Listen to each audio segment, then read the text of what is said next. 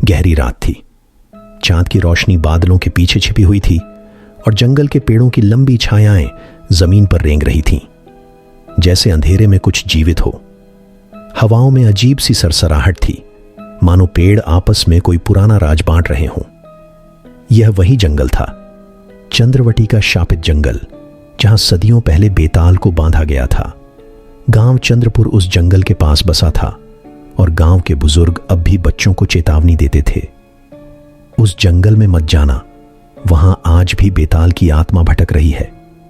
लेकिन समय के साथ कहानियां बस कहानियां बन गई थीं और लोग इन्हें केवल लोक कथाएं मानते थे। कहानी की शुरुआत। आकाश एक युवा शोधकर्ता और फोटोग्राफर पुरानी कहानियों में बहुत रुचि रखता था। उसका सपना था भारत के सबसे रहस्यमयी और डरावने स्थानों पर जाकर दस्तावेज बनाना। जब उसने चंद्रवटी के जंगल और बेताल की कथा के बारे में सुना तो वह रुक नहीं सका। यह एक मौका है इतिहास और रहस्य को एक साथ पकड़ने का, उसने अपने कैमरे को बैग में रखते हुए कहा। उसके दोस्त राज और मीरा भी साथ चलने को तैयार हो गए। वे तीनों चंद्रपुर पहुंचे, कैमरा, टॉर्च और रिकॉर्डर से लैस। गांव के लोग उन्हें देखकर चुप हो गए।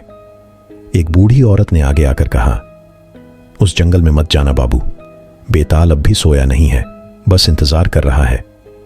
आकाश मुस्कुराया, दादी आप चिंता न करें, हम बस कुछ तस्वीरें लेंगे और वापस आ जाएंगे। बूढ़ी औरत की आंखों में डर था, लेकिन वह कुछ नहीं बोली। शापित दरवाजा। अगली सुबह वे तीनों जंगल की ओर रवाना हुए। रास्ता सुनसान था, पक्षियों की आवाजें भी कहीं गुम हो गई थीं। अचानक उन्हें एक पुराना पत्थरों का दरवाजा दिखा, आधा टूटा, झाड़ियों से घिरा हुआ। दरवाजे पर संस्कृत में कुछ खुदा था, यत्र मृत्यु नृत्यति तत्र जीवन वर्जितम। जहां मृत्यु नृत्य करती है वहां जीवन वर्जित है। राज ने हंसते हुए कहा, वार्निंग है या स्वागत? आकाश ने कैमरा निकाला और उस दरवाजे की फोटो ली। तभी एक ठंडी हवा का झोंका आया और सारे पत्ते जमीन से उड़कर एक दिशा में बहने लगे, जंगल के भीतर। चलो, मीरा ने धीरे से कहा। जंगल की आत्मा। जैसे ही वे अंदर दाखिल हुए, माहौल बदल गया। पेड़ों की शाखाएं नीचे झुकी थीं, जैसे किसी को पकड़ना चाहती हों। हवा की आवाज अब कानों में गूंज रही थी और लगता था जैसे कोई धीमी फुसफुसाहट कर रहा हो। करीब 1 किलोमीटर चलने के बाद उन्हें एक पुराना शिव मंदिर दिखाई दिया, जर्जर, लताओं से ढका हुआ। वहां कोई मूर्ति नहीं थी, लेकिन अंदर एक शिला पर काले धागे बंधे थे। मीरा ने पूछा, यह क्या है? राज बोला, शायद किसी ने आत्मा को बांधने के लिए इसे किया हो। जैसे ही आकाश ने शिला की तस्वीर ली, जमीन हिलने लगी। भूकंप? मीरा चीखी। नहीं, कुछ और है। आकाश ने कैमरा गिरा दिया और चारों ओर देखने लगा। अचानक शिला के नीचे से काली धुआंनुमा आकृति उठी, 2 चमकती हुई लाल आंखें, हवा में तैरती एक रूह। बेताल। बेताल की पहली बात, तुमने मुझे जगाया। वह आवाज हवा में गूंज रही थी, लेकिन उसके होंठ नहीं हिल रहे थे।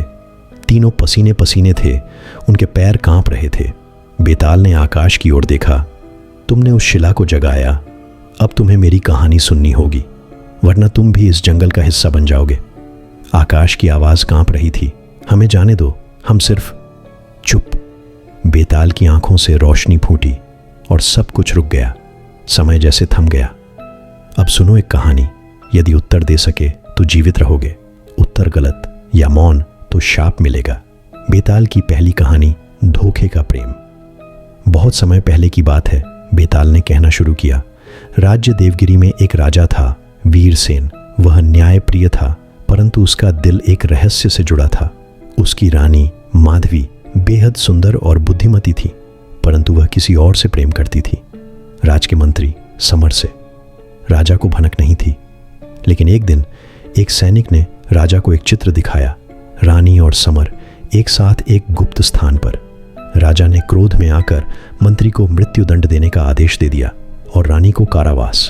परंतु अगले दिन समर राजमहल में जीवित मिला और मुस्कुराता हुआ। राजा चौंक गया। तुम तो मृत थे, समर ने कहा।